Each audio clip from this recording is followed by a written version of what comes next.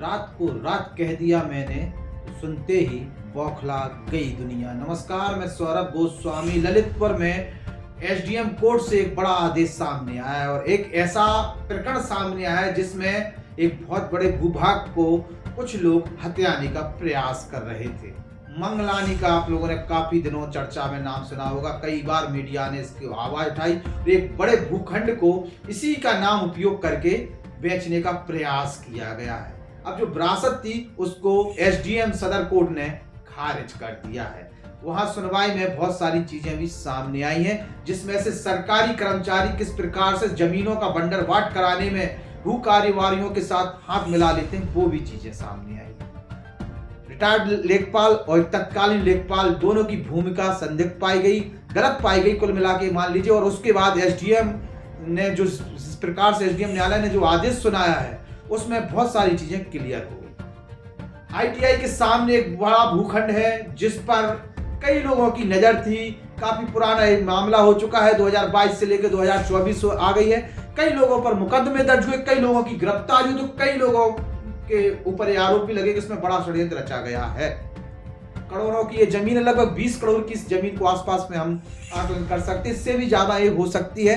उस जमीन को हथियाने के लिए कई लोग लगे रहे, कुछ नेता भी शामिल हैं, तो बहुत सारे ऐसे चर्चित चेहरे जो अपने आप को बहुत बड़ा मानते हैं, कुछ ऐसे लोग जो कानून को अपने नोक पर रखते हैं, जूते के नीचे रखते हैं, ऐसे लोग भी इस खेल में शामिल थे। पत्रकार हो, चाहे भू कारोबारी हो, चाहे वो पर्दे के पीछे के वो लोग जो इस पूरे खेल को चलाते हैं, वो भी वहां शामिल हैं। पत्रकारिता जगत में इस खबर की चर्चा इसलिए नहीं हुई है कि पत्रकारिता में बहुत सारे लोग ऐसे आ गए जिन्होंने पत्रकारिता को बेच दिया है, अपने जमीर को बेच दिया है, और पत्रकारिता बेचते हुए अब वो धंधेबाज बन चुके हैं। मतलब कुल मिला के कलम को गिरवी रख चुके हैं। लेकिन इस मामले को अगर हम जैसे लोग नहीं उठाएंगे तो ऐसे मामले जितने बनेंगे उनको दबा दिया जाएगा, क्योंकि बाप बड़ा ना भैया, सबसे बड़ा रुपया।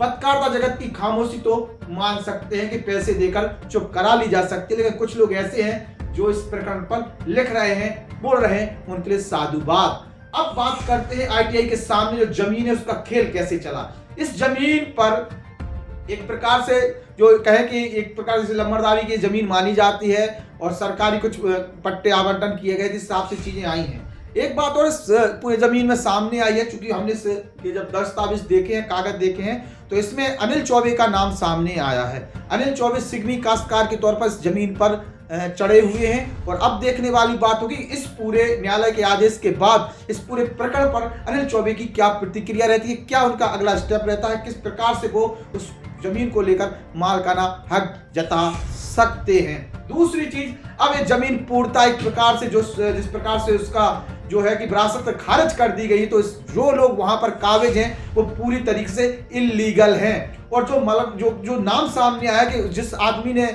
इस पूरी जमीन को बेचने का प्रयास किया, मंगलानी, वो व्यक्ति कहाँ है और उस व्यक्ति ने इन जमीनों को सेल करने के लिए जो खेल किया वो क्या है। जिन लोगों पर मुकदमे लिखे गए थे उस पर क्या इस पूरे मामले पुलिस ने भी एक मुकदमा दर्ज किया था, बहुत सारी लोगों पर उन्होंने गिरफ्तारी भी की और चार्जशीट भी लगाई गई। लेकिन अब पुनः इस मामले की जांच हो सकती है और बड़े बड़े लोग, खासतौर से राजनीतिक लोग एवं वहां पर मौके पर काबिज भी हैं। और अब देखते हैं कि इन लोगों की प्रतिक्रिया किस प्रकार से आती है।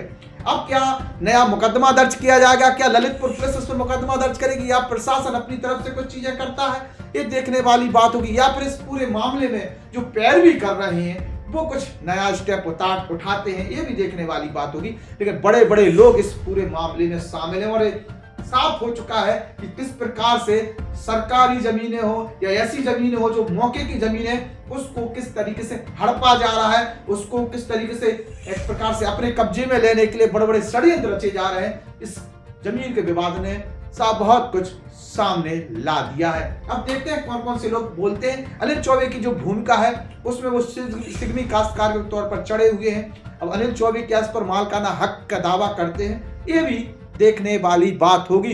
कुल मिला के इस जमीन पर बहुत सारे लोगों पर कहे कि नाम है, बहुत सारे लोगों की भूमिका है, बहुत सारे इस पर षड्यंत्र भी रचे गए हैं। बहुत सारे लोग जो अपने आप को सफेद पोश ईमानदार मानते हैं वो भी इस जमीन में शामिल है। सबके नाम लेके हम लोग आप लोगों के बीच में आएंगे, क्योंकि रात को रात कह दिया तो हम पूरे जमाने के दुश्मन हो गए। रात को रात कह दिया तो सभी को मिर्चें लग गई। रात को रात कह दिया तो हम उनके लायक नहीं है। रात को रात कह दिया तो हम गलत हो गए। इसलिए हम उस सत्य को लेके सामने जरूर आएंगे।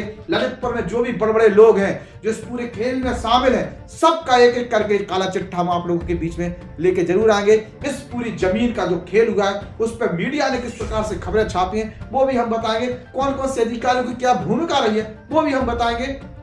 और जब मौके पर वहां कई बार एडीएम गए, कई बार एसडीएम गए, वहां निर्माण कार्य रोके गए, तो वहां क्या चीजें हुई वो भी हम आप लोगों के लिए बताएंगे। और किस प्रकार से पत्रकारों ने इस पूरे जमीन में अपना हिस्सा खाया है वो भी हम आप लोगों के लिए बचाएंगे। चूंकि यह है मामला पत्रकारिता को कलंकित करने वाला, और ललितपुर में तो खेल आरंभ हो चुका है। पत्रकार बन जाइए, उसके बाद भू माफिया तो आप कहलाएंगे नहीं, कहीं ना कहीं भू कारोबारी के खेल में आप शामिल हो जाएंगे। आपकी पत्तियां चलना आरंभ हो जाएंगी और आप अलग से कुछ नया खेल कर लेंगे। अगर कोई आवाज उठाएगा तो उसको टारगेट किया जाएगा।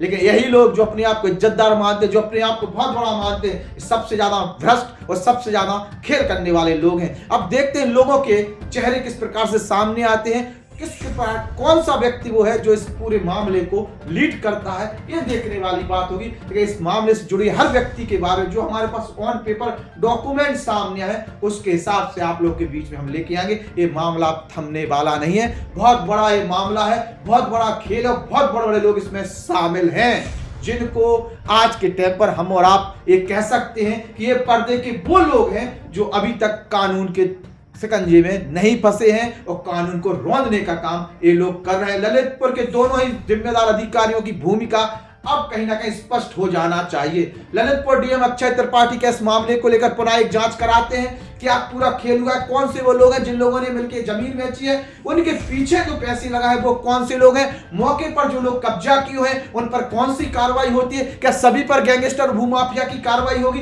ये भी देखने वाली बात होगी। और जितनी संपत्ति हो क्या उसको सरकार अपने अंडर में रखेगी या कहीं प्रशासन अपने अंडर टेकन लेगा, ये भी देखने वाली बात होगी। क्योंकि इस समय जिस प्रकार से एसडीएम कोर्ट का आदेश आया है उसके बाद तो ये चीज स्पष्ट हो गई है कि वो जमीन जो है अब कहीं ना कहीं या तो अनिल चौबे उस पर सिग्मी काश्तकार के तौर पे दावा करें तो उनकी मानी जाएगी, या आज के समय में वो जमीन जो है वो प्रशासन की जमीन हो गई है। तो क्या प्रशासन उस जमीन को कब्जे में लेगा, ये भी देखने वाली बात होगी। जो भी नई चीज आएगी हम आप लोगों के बीच में लेके आएंगे। क्या है पूरा मामला, आप क्या जानते हैं, जो भी आप जानते हैं अपने विचार कमेंट बॉक्स में जरूर रखें। नमस्कार।